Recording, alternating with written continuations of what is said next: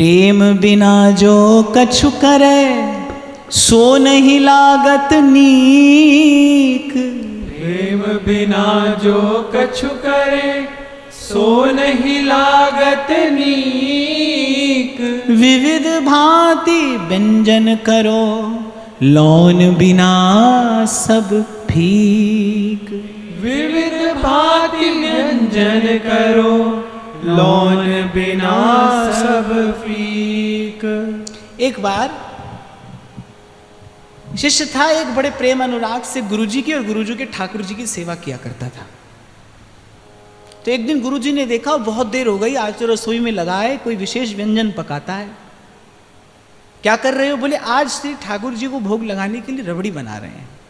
बड़ा परिश्रम किया बेचारे ने, 3-4 घंटा रसोई में लगाए, रबड़ी बनाई, श्री ठाकुर जी को भोग लगाया और गुरु जी को परोस दिया। अब गुरु जी ने भी बड़े प्रेम से प्रसाद पाया, लेकिन जैसे ही रबड़ी जिह्वा पर रखी, अरे मूर्ख ये क्या किया।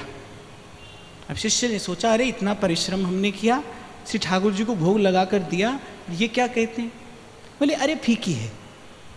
रबड़ी खाई होगी सबने, फीकी रबड़ी खाई है? एक बार खाकर देखना, ऐसे लगेगा जैसे कीचड़ धरा हो मुख में, फीकी रबड़ी हो जाए तो ध्रुवदास जी कह रहे ऐसा ही है। प्रेम के बिना जितने सब साधन हैं, प्रेम के बिना जो किया जाता है वो फीका है, बेस्वाद है तो सही पर उसमें कोई स्वाद नहीं है, बेस्वाद है। सो ही कह रहे हैं प्रेम बिना जो कछु करे सो नहीं लागत नीक। विविध भांति व्यंजन करो पर लौन बिना सब फीक। खाने में नमक रह जाए, मीठा रह जाए तो क्या है, सब कोई व्यंजन नहीं है। अच्छा कुछ भी ना हो तो साधु संत तो ऐसा समय भी आता है कई बार कि खाली नमक के साथ भी भोजन कर लेते हैं। खाली नमक मिल जाए तो नमक के साथ ही भोजन कर लेते। कुछ ना हो, प्रेम हो पर्याप्त है। सब कुछ हो, प्रेम ना हो सब फीका है, बेस्वाद है। प्रेम बिना सब फीक। और तीसरी बार ध्रुवदास जी ने भी कहा, मैं भी आपको कह रहा हूं, आप अपने प्रयास से, अपनी बुद्धि से, अपने पुरुषार्थ से, अपनी सामर्थ्य से ज्ञानवान हो जाओगे, विद्यावान हो जाओगे, पंडित चतुर प्रवीण हो जाओगे, पर प्रेमी होने के लिए तो किसी प्रेमी के चरणों में ही जाना पड़ेगा। उद्धव जैसा ज्ञान। अब भगवान ने कहा उद्धव को हम भी क्या सुनाएं, जो हम जानते हैं वो उद्धव जानते हैं।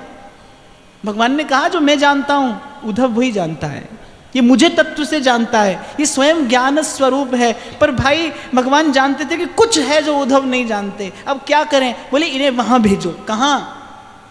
गोपियों के चरणों में। प्रेम का पाठ है जो इन्होंने अब तक नहीं पढ़ा। और वस्तुतः जब उद्धव ब्रज में आए, जब वृंदावन आए और प्रेम पगी उन गोपांगनाओं का दर्शन किया, तब उद्धव ने कहा कि मैं केवल श्री कृष्ण के स्वरूप से परिचित था, श्री कृष्ण के स्वभाव से तो मेरा परिचय था ही नहीं। उनका स्वभाव ऐसा है, क्योंकि प्रेम तो देखो स्वभाव से होता है, स्वरूप से नहीं होता। प्रेम के लिए स्वभाव अनुकूल होना आवश्यक है। श्री कृष्ण के स्वभाव से परिचय उद्धव का हुआ गोपियों की कृपा से। प्रेम की वो कणिका पाई। ध्यान देना, उद्धव का ज्ञान अगाध है। भगवान कह रहे हैं कि मैं क्या उपदेश करूं, जो मैं जानता हूं सब उद्धव जानते हैं। फिर कुछ ऐसा है। अच्छा अब ये तो जान गए श्री कृष्ण कि प्रेम का पाठ उद्धव को पढ़ना चाहिए, स्वयं ही पढ़ा देते।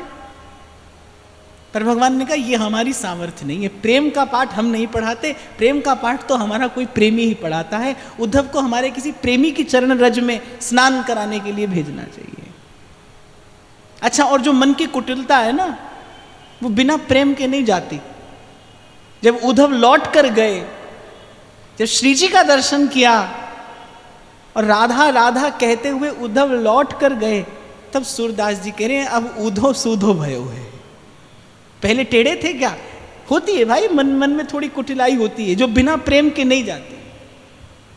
प्रभु के योग्य तो प्रेम ही बनाता है। सब सिद्धांतों पर सर्वोपरि सिद्धांत यह है, जीव को प्रभु के योग्य प्रेम बनाता है, प्रीत बनाती है। और ये प्रेम और प्रीत की रीत प्रभु के प्रेमी और भक्त जनों के चरणों में पढ़कर ही पाई जाती है, जानी जाती है।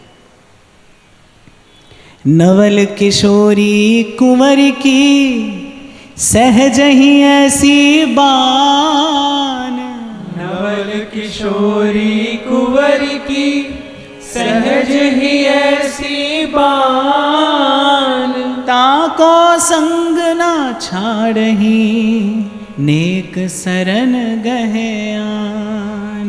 ताको संग न छाड़ही नेक सरन गहे आन। और जैसे ही प्रेम की बात करते हैं, जैसे ही उस प्रेम की वार्ता आरंभ करते हैं, श्री ध्रुवदास जी स्मरण करते हैं श्री जी को, कैसा उनका स्वभाव है। सहज स्वभाव परो नवल किशोरी जू को, मृदुता दयालुता कृपालुता की राशि है। सहज स्वभाव परो नवल किशोरी जू को, मृदुता दयालुता कृपालुता की राशि है। नेक हूँ न रिस के हूँ, भूले हूँ न होत सखी, रहत प्रसन्न सदा ही ये मुख हासी है।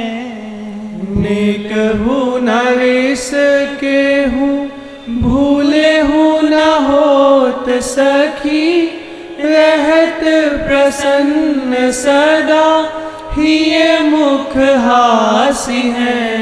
ऐसी सुकुमारी प्यारे लाल जू की प्राण प्यारी, धन्य धन्य धन्य ते इनके उपासी हैं। हित ध्रुव और सुख देखियत जहाँ लग, सुनियत तहाँ लग, सब दुख पासी है। हित ध्रुव और सुख देखियत जहाँ लग, सुनियत तहाँ लग, सब दुख पासी है। श्री महाप्रभु तो कह रहे हैं चिंतामणि ही प्रणमताम, जो प्रणाम करने वाले के लिए भी चिंतामणि है। हमारे यहाँ एक संत थे, परिक्रमा मार्ग पर रहते थे।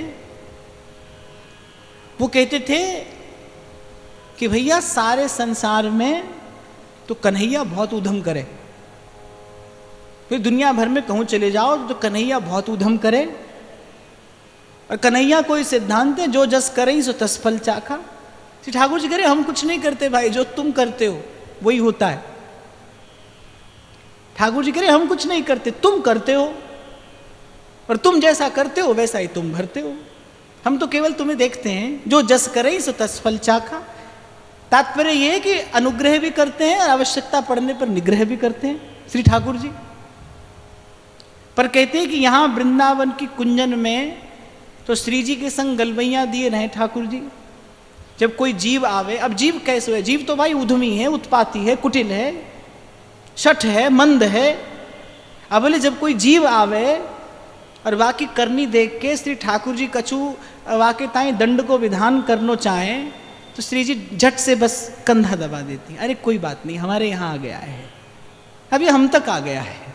भोली सखी कहती ना, भाल भाग राधा लिख्यो हित भोरी को भाग। आपके द्वार तक आ गई हूं मैं आपके चरणों तक पहुंच गई हूं। तो भाई प्रिया जी के स्वभाव में विशेषता तो है। ध्रुवदास जी कह रहे जो वाक को देखे है जाई, सो रूपवंत है जाए। यहाँ पात्रता और अपात्रता का विचार नहीं है। इसलिए कुछ देर पहले मैं आपसे कह रहा था, अपने किसी साधन से नहीं आए हो भाई यहाँ तक। एक भरोसा, एक बल, एक आस विश्वास अपने मन में रखिए। आप अपने किसी पुरुषार्थ से नहीं आए, आप श्री जी की कृपा से आए हैं। और कृपा आधी अधूरी नहीं होती भाई, कृपा आधी अधूरी नहीं होती। पूर्ण की जब कृपा होती है तो पूर्ण नहीं होती है। अब इसलिए अपने मन में यह प्रश्न मत आने दीजिए कि हम पर कृपा होगी कि नहीं होगी। कृपा तो हो गई है, कृपा तो हम पर हो गई है। अब तो बस वो घड़ी कब आएगी।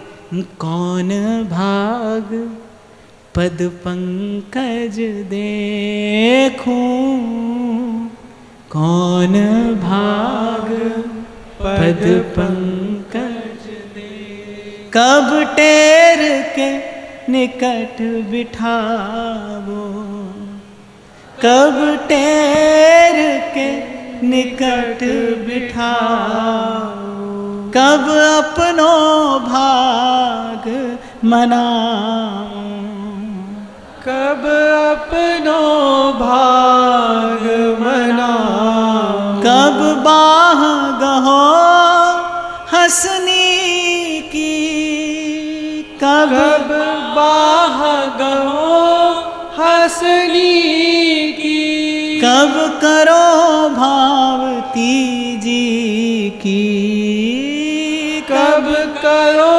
भावती जी की, निज चरण ने रस ढोरी, निज चरण ने रस ढोरी, मोह कृत कृत करो किशोरी, मोह कृत कृत करो किशोरी, मेरी स्वामिनी प्यारी राधा, जय राधा रूप अगाधा, मेरी स्वामिनी प्यारी राधा, जय राधा रूप अगाधा। आप देखिए सुधा निधि में महाप्रभु ये नहीं कहते मुझ पर कृपा दृष्टि कब होगी, कब आपकी ऐसी सेवा करूंगी, कब आपकी वैसी सेवा करूंगी, कब आपको कुंज में पौढ़ाऊंगी, कब आपका श्रृंगार करूंगी, कब आपको भोग लगाऊंगी। तो यहां तक आए हैं भाई, कृपा ही लेकर आई है। इसीलिए उस दिन भी आपसे मैं कह रहा था भाई नित्य कृपा का ही उत्सव मनाइए जीवन में, नित्य कृपा का उत्सव मनाइए। ये आचार्य की कृपा का उत्सव है। ये आप मैं यहाँ बैठकर इस दुर्लभ रस की चर्चा कर रहे हैं, ये आचार्य की कृपा का उत्सव ही तो है, ये आचार्य की कृपा का प्रसाद ही तो आपको मुझे नित्य मिल रहा है। तो बस श्री जी के स्वभाव की ओर देखकर भजन करना है, निरंतर भजन करने का प्रयास करना है। प्रीतम हूँ के प्रणय है, प्रीत के बस है जाहि, प्रीतम हूँ के प्रणय है, प्रीत के बस है जाहि, कोटि धर्म किन करो को तिन तन चितवत नाहि, कोटि धर्म किन करो को तिन तन चितवत नाही। तो ऐसी स्वामिनी है और उनके प्रियतम कैसे हैं? प्रियतम हूँ के प्रणय है, उनका भी यही प्रण है कि बस प्रीत के बस है जाएं, प्रीति के अतिरिक्त कुछ और नहीं देखते। एक बार ऐसा हुआ था, श्री रामानुजाचार्य जब श्री जगन्नाथपुरी गए तो वहाँ के कुछ पुजारी लोगों को उन्होंने देखा कि वो कुछ सेवा में व्यतिक्रम कर देते थे, तो उन्होंने कहा कि सबको हटाओ। पर जगन्नाथ जी ने कहा नहीं, अब हमने इन्हें स्वीकार कर लिया है, अब हमने इन्हें अंगीकार कर लिया है। तो बड़ा हट किया रामानुजाचार्य ने, अब उनका तो अधिकार है, वो भगवान से हट भी कर सकते हैं। पर अंत में श्री जगन्नाथ जी ने मान रखा तो प्रेम का ही मान रखा। प्रबल प्रेम के पाले पड़कर प्रभु को नियम बदलते देखा, अपना मान टले टल जाए पर भक्त का मान न टलते देखा। प्रीति के संबंध का ही भगवान निर्वाह करते हैं। तो कह रहे प्रीतम हूँ के प्रणय है, प्रीत के बस है जाई। और इसके अतिरिक्त फिर कह रहे कोटि धर्म किन करो को तिन तन चितवत नाई। लीलाशुक बिल्व मंगल कहते हैं, कृष्ण कर्णामृत में लीलाशुक बिल्व मंगल कहते हैं कि श्याम सुंदर पता नहीं तुम किस पर कृपा करते हो, कैसे कृपा करते हो, क्यों कृपा करते हो।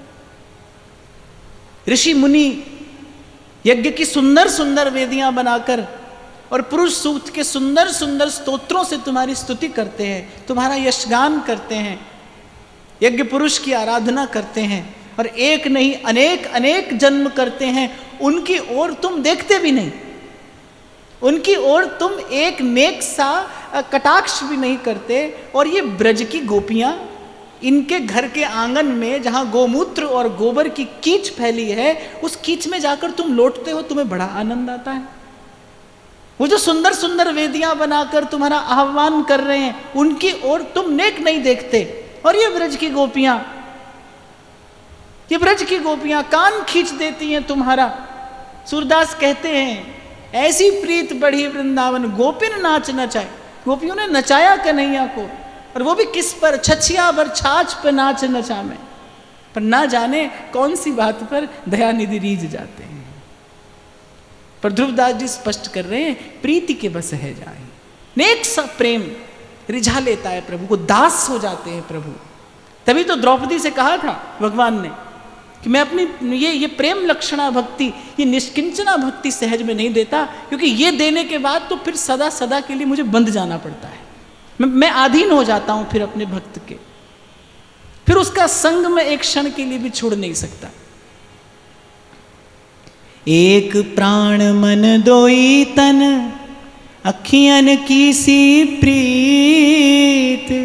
एक प्राण मन दोई तन अखियन की सी प्रीत। यद्यपि न्यारी रहत हैं देखत एक ही रीत।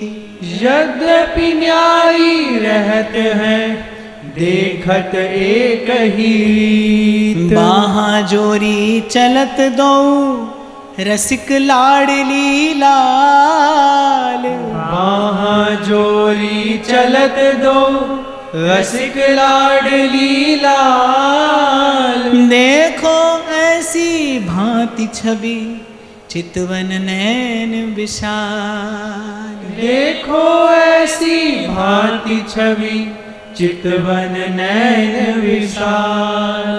कह रही ये एक प्राण दे देह कैसे हैं? एक प्राण, एक मन और दो तन, अखियन की सी प्रीत। जैसे नेत्र दो होते हैं पर दृष्टि एक है, ऐसे ही ये युगल एक प्राण दो देही। और कैसी वृंदावन में इनकी शोभा है। बाहाँ जोरी चलत दो सहज लाडलीला।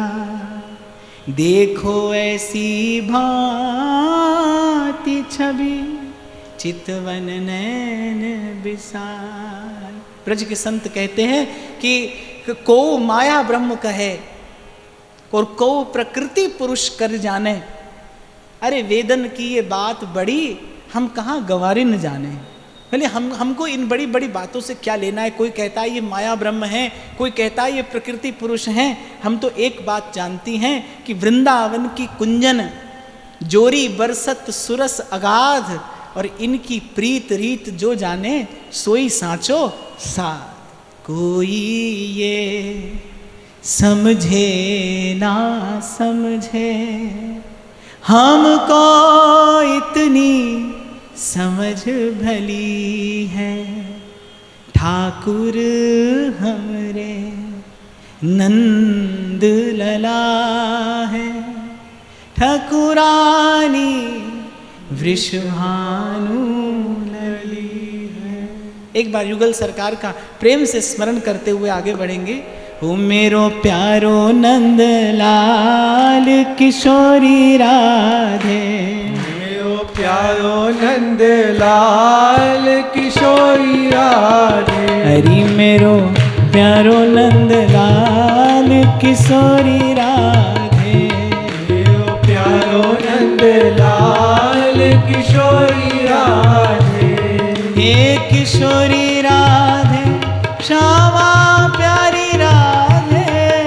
किशोरी राधे श्यामा प्यारी राधे। हे किशोरी राधे श्यामा प्यारी राधे।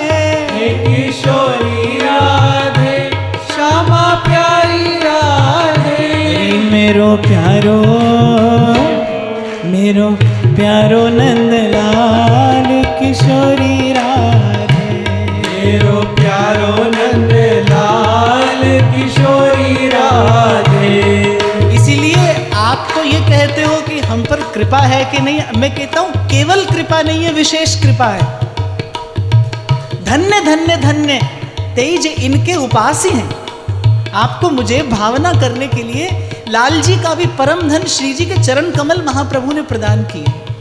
महारंक को प्रेम सा धन लुटाया।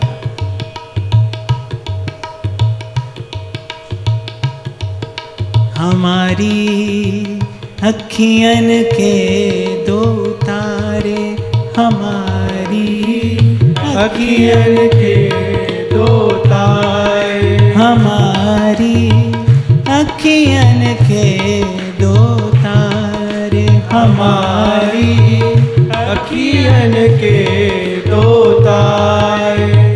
मोहन राधा, राधा मोहन, मोहन राधा, राधा मोहन, ये दो रूप उजियारे, ये दो रूप उजियारे। मेरो प्यारो नंदलाल किशोरी राधे, मेरो प्यारो नंदलाल किशोरी राधे।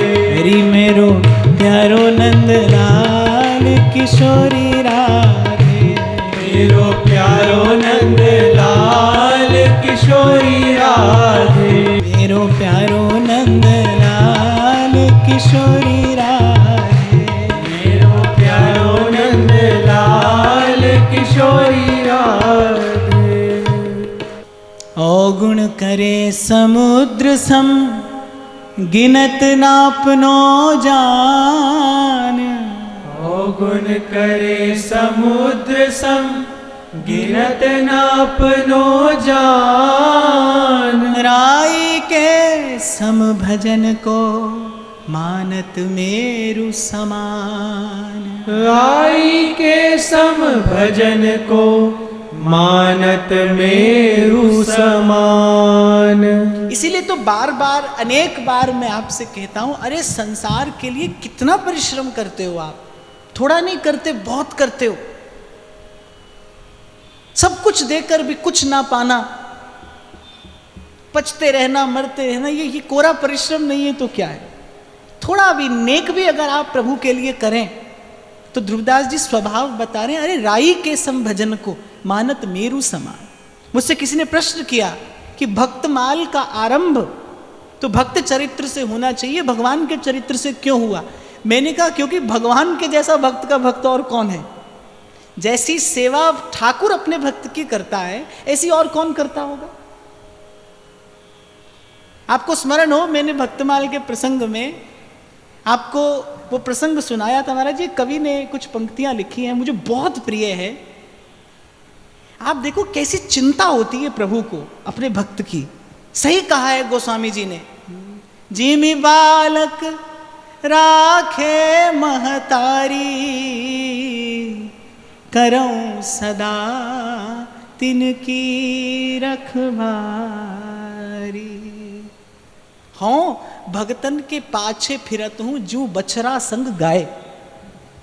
ऐसी चिंता होती है। जब भीष्म पितामह ने संकल्प कर लिया, दुर्योधन, दुशासन, कर्ण सब आक्षेप पे आक्षेप लगाते जा रहे थे कि आप जानबूझकर युद्ध नहीं कर रहे, केवल हमारे पक्ष से खड़े हैं, लेकिन आप पांडवों की ही विजय चाहते हैं। तो भीष्म पितामह ने आवेश में आकर संकल्प कर लिया कि कल सूर्यास्त से पहले एक पांडव का वध मैं कर दूंगा। अब भीष्म का संकल्प चिंता द्वारिकाधीश को क्यों? क्योंकि भगवान जाते भीष्म के पास सत्य का बल है। अब श्री ठाकुर जी दुविधा में पड़े। यहां भीष्म की प्रतिज्ञा है, भीष्म भी हमारे भक्त हैं और साधारण भक्त नहीं है, महाभागवत हैं, मुख्य भक्तों में से हैं, महाप्रभु स्मरण करते हैं। यो ब्रह्म रुद्र शुक नारद भीष्म मुख्य ही, मुख्य भक्तों में से हैं भीष्म भगवान के। एक और इस भक्त की प्रतिज्ञा है और दूसरी ओर पांचाली को दिया हुआ वचन है कि तेरे 5 पतियों में से एक का भी मैं बाल बांका नहीं होने दूंगा। अब क्या करें? उधर भीष्म ने प्रतिज्ञा ले ली, अब द्वारिकाधीश को तो रात्रि को निद्रा नहीं आ रही। भगवान चिंतित हैं, शिविर में यहां से वहां चल रहे हैं। आधी रात को जाने प्रभु को क्या सोचा और द्रौपदी से जाकर कहा कृष्णा चलो। और मैं जब उस झांकी का चिंतन करने का प्रयास करता हूं तो द्रौपदी ने ये नहीं पूछा कहां चलूं। इसे विश्वास कहते हैं। प्रभु ने कहा चलो, आधी रात का समय। द्रौपदी चल दी। कहां लिए जा रहे हैं? कृष्ण शत्रु के शिविर में, शत्रु के शिविर में लेकर जा रहे हैं। और द्रौपदी निश्चिंत श्री कृष्ण के पद चिन्हों का अनुसरण करते करते उस अर्धरात्रि की बेला में आगे बढ़ रही है। भीष्म पितामह का शिविर, कहते कन्हैया ने भी पीताम्बर का घूंघट ओढ़ लिया और द्रौपदी से कहा कि तुम भी घूंघट कर लो, कि ताकि किसी को लगे कि कोई नहीं, दो दासियां होंगी।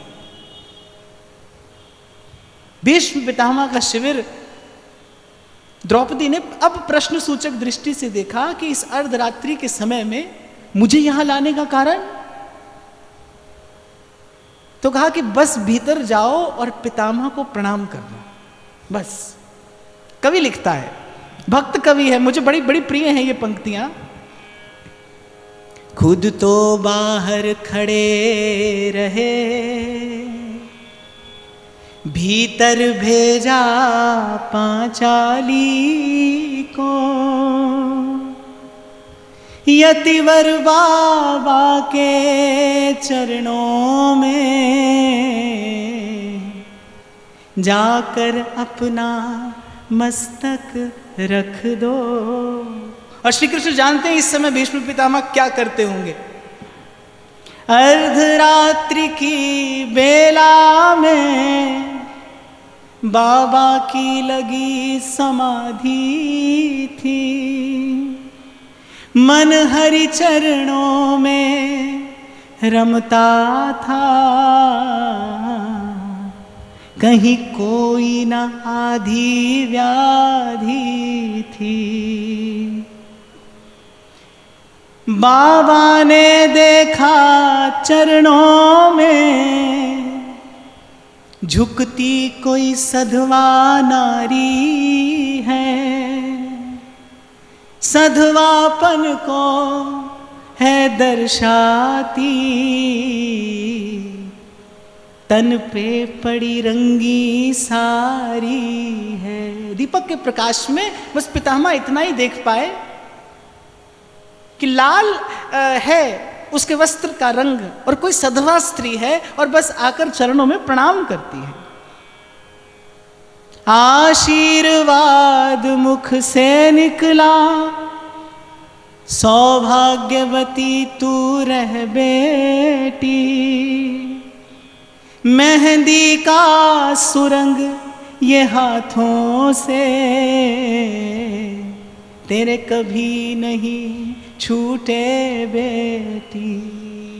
श्री ठाकुर जी के चरणों का वो प्रगाढ़ ध्यान और उसी समाधि की स्थिति में पितामह ने कह दिया, सौभाग्यवती तू रह बेटी, मैं वर देता हूं हे पुत्री, सिंदूर से मांग न खाली हो, सौभाग्य तुम्हारा अटल रहे, तू पुत्र कुमारों वाली हो। और जैसे ही पितामह के मुख से आशीर्वाद निकला, सुनकर द्रौपदी बोल उठी, बाबा ये क्या फरमाते हो, अब कह बैठे हो तो और कहो, तुम सत्यव्रती कहलाते हो। द्रौपदी ने कहा, ये क्या कह दिया पितामह आपने, अब आपने इतना कह दिया है तो अब आपको कुछ और भी कहना होगा। मेरे पांचों पतियों में से यदि एक भी मारा जाएगा, आशीर्वाद आपका बाबा क्या झूठा नहीं हो जाएगा।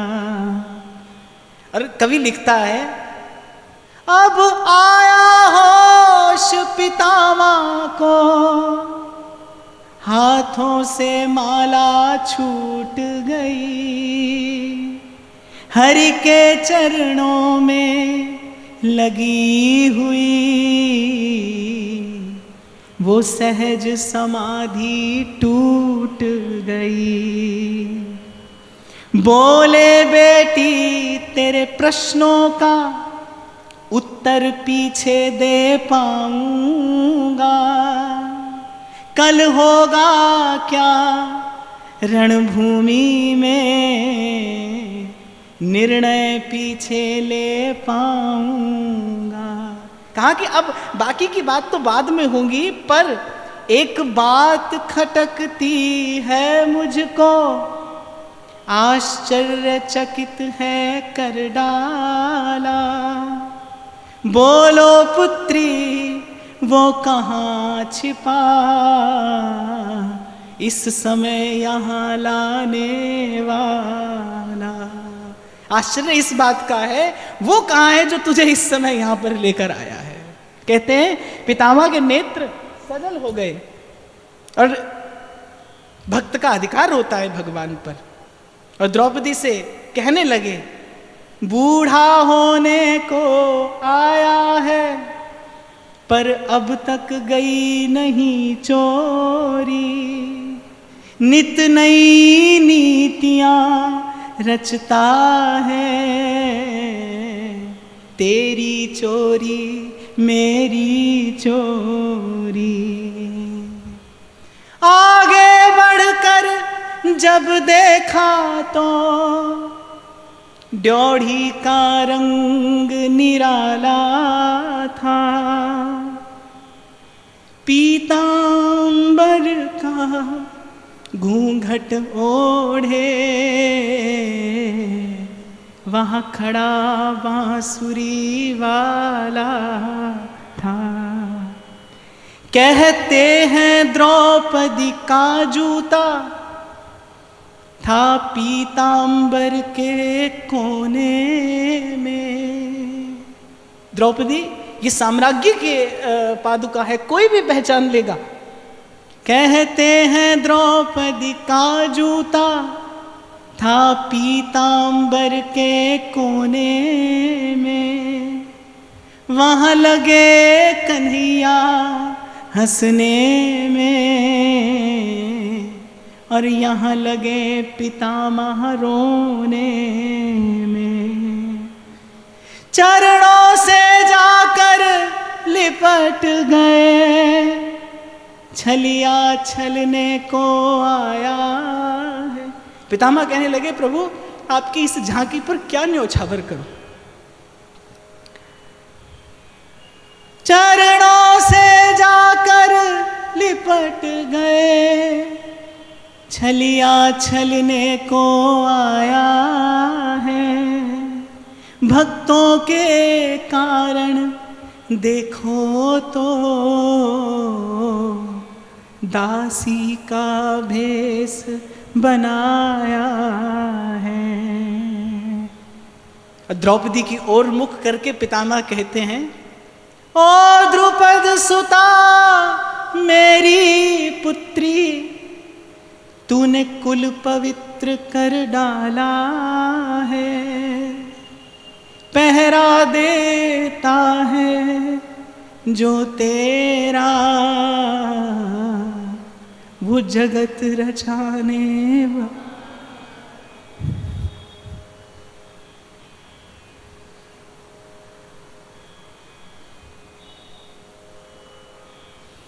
जाओ बेटी निश्चिंत रहो, अब निश्चय विजय तुम्हारी है। पितामह ने कहा, द्रौपदी तुझे चिंता की आवश्यकता क्या है। जाओ बेटी निश्चिंत रहो, अब निश्चय विजय तुम्हारी है। पतियों का बाल क्यों बांका हो, जब रक्षक कृष्ण मुरारी है। जब रक्षक कृष्ण मुरारी। तो जो अपने भक्त की जूती अपने पीतांबर में छुपाने में संकोच न करे, उसके जैसा भक्त का भक्त कहाँ ढूंढिएगा। इसलिए ध्रुवदास जी आगे कह रहे हैं, ऐसे प्रभु त्रैलोक मणि, जिन न भजे चित लाए। ऐसे प्रभु त्रैलोक मणि, जिन न भजे चित लाई।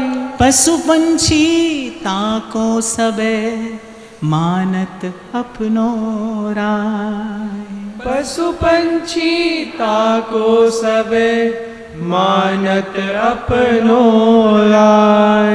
कह रहे ऐसे प्रभु का भी जो भजन नहीं करता, बोले वो पशु भी नहीं, पशुओं से भी आगे कुछ होता होगा तो वो है, वो ऐसा जड़ ऐसा मूड है। अस प्रभु छाण भजई जे आना, तेनर पशु बिन पूछ समाना। और मैंने तो उस दिन आपसे कहा था भाई वस्तुतः जो भजन नहीं करता है वो पशु नहीं है, पशु से भी गया बीता है, क्योंकि पशु के पास तो विवेक ही नहीं है। मनुष्य के पास तो विवेक है, वो विवेक के होते हुए प्रमाद करता है, इसलिए पशु से भी गया बीता। तिय सुत नाती नातिनी, तिन्हि तन चित दीय। तिय सुत नाती नातिनी, तिन्हि तन चित दीय।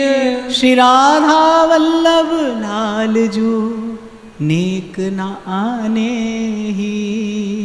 श्री राधा वल्लभ लाल जू, नेक न आने ही। तिय सुत नाती नातिनी, बस तिन ही तन चित दिए। थोड़ा मन पति में, थोड़ा पत्नी में, थोड़ा पुत्र में, थोड़ा पुत्री में, थोड़ा मित्र में, बस ऐसे ही ममता बिखर गई आपकी मेरी। यही ममता प्रभु से मिलाने वाली थी। और प्रभु यही कहते हैं, सबके ममता ताग बटोरी, मम पद मन ही बांध बर डोरी। आपकी मेरी ममता ऐसी बिखरते बिखरते बिखर गई।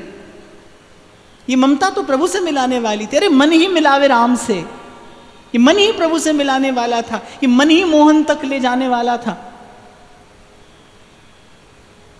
तिन ही तन चित दिए।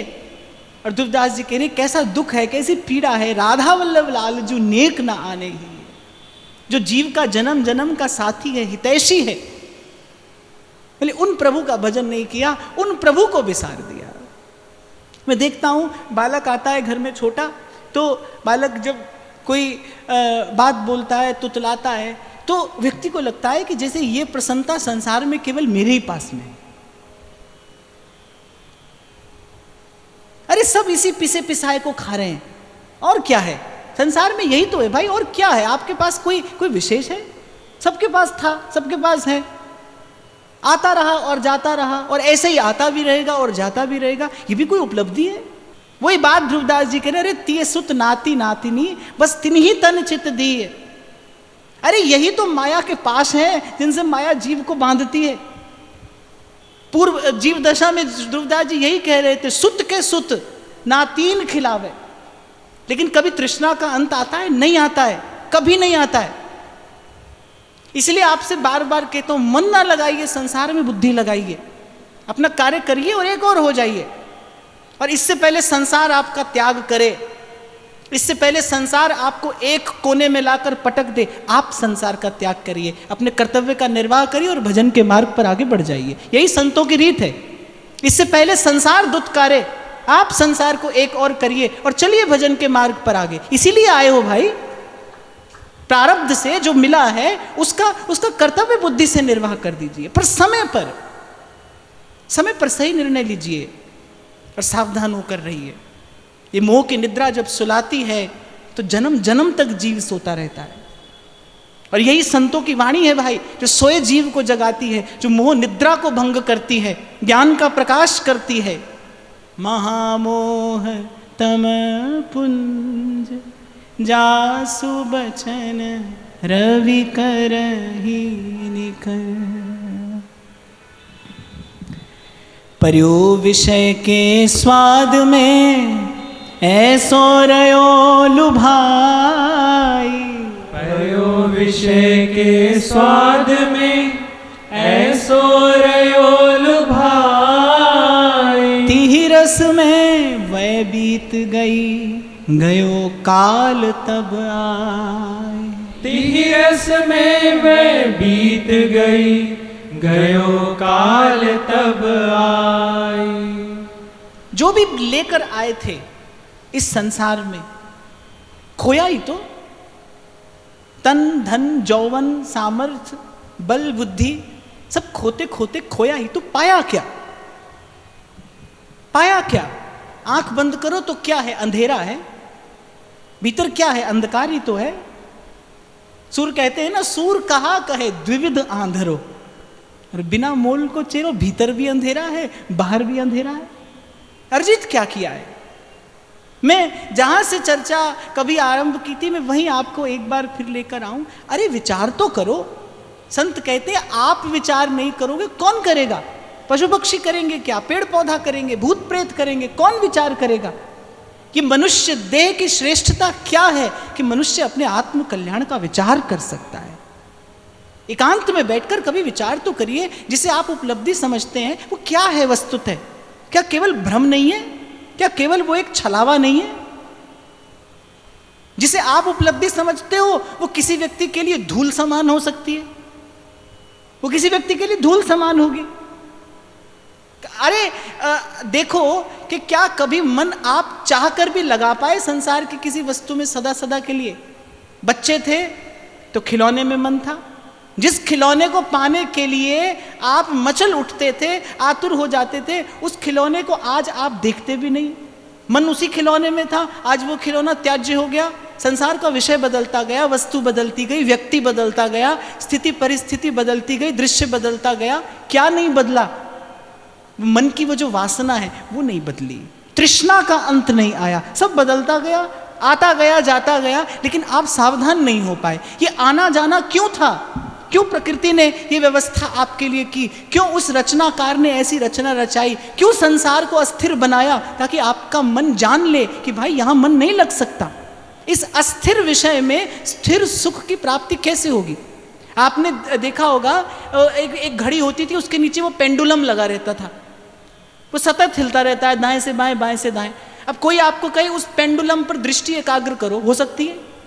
जब आपका लक्ष्य ही स्थिर नहीं है तो आपकी दृष्टि एकाग्र कैसे होगी? मन का सुख क्या है? मन की एकाग्रता मन का सुख है। आप जब तक संसार में मन लगाओगे, जब संसार ही अस्थिर है, संसार का प्रत्येक विषय अस्थिर है, तो आपका मन कैसे एकाग्र होगा? ये तो बड़ा सीधा सा सिद्धांत है, ये तो बड़ा सीधा सा सिद्धांत है। हाँ, बस ये है संत अपने विवेक से संसार के इस स्वरूप को समझ लेता है और फिर कहता है, व्यास राधिका रमण बिन कहूँ न पायो सुख, डारन डारन मैं फिरो पातन पातन दुख। तो दुर्दास जी कह रहे एक बार अपनी दशा का विचार तो कर। अरे पर्यो विषय के स्वाद में और ऐसो रहो लुभाई, और बस ती रस में वह बीत गई। आप कहते हो मैंने ये पाया, मैंने ये पाया, जीवन में ये प्राप्त किया। मैं कहता हूं अरे जीवन गंवाया। आप कहते हो ये पाया, मैं कहता हूं जीवन गंवाया। आपने जीवन रूपी अवसर गंवा दिया। अद्भुत जुगल बिहार को जिनके ही ये विचार, अद्भुत जुगल बिहार को जिनके ही ये विचार, सुन ध्रुव तिनकी चरण रज ले ले सिर पर धार। सुन ध्रुव तिनकी चरण रज ले ले सिर पर धार। अंत में फिर उन्हीं संतों की चरण रेणु का स्मरण करते हुए कहते हैं, इस भवरोग की औषधि क्या है? कि जिनके हृदय में प्रभु का प्रेम है, जो प्रभु के अनुरागी जन हैं। सुन ध्रुव, अरे मन सुन, उनकी चरण रज ले और बार बार अपने मस्तक पर लगा। वंदो गुरुपद कंज कृपा सिंधु नर रूप हरि, महामोह तम पुंज जासु वचन रवि करहि कर। संत चरण रेणु मंजन नानक पावे सुख अनेक, चरण कमल सरन टेक। मन शिक्षा के कहे ध्रुव दोहा 60 रुचार। मन शिक्षा के कहे ध्रुव दोहा 60 रुचार। जुगल चरण अरविंद रस पल पल प्रति संभार। जुगल चरण अरविंद रस पल पल प्रति संभार। मन शिक्षा के सुनत ही ढर्यो न नैनन नीर। मन शिक्षा के सुनत ही ढर्यो न नैनन नीर। पाठ भजन सब यो गयो जैसे पढ़त है कीर। पाठ भजन सब यो भयो जैसे पढ़त है की। तो श्री ध्रुवदास जी के ने इस मन शिक्षा में 64 दोहा मैंने कहे हैं, और किस लिए कहे हैं, ताकि मन सावधान होकर और पल पल श्री युगल के चरण कमल के भजन रस का आस्वादन करे। और अंत में एक बात और कहते हुए जा रहे हैं कि मन शिक्षा के सुनत ही ढर्यो न नैनन नीर। अपनी दशा का विचार करके, अपनी दशा का विचार करके यदि दुख के अश्रु नहीं आए, प्रभु के स्वभाव का विचार करके यदि आनंद के अश्रु नहीं आए, तो फिर ध्रुवदास जी कह रहे हैं पाठ भजन सब यूं गयो जैसे पढ़त है कीर। पढ़ने को तो तोता भी पढ़ लेता है, रटने को तो तोता भी रट लेता है, पर वो न अर्थ जानता है न मर्म जानता है।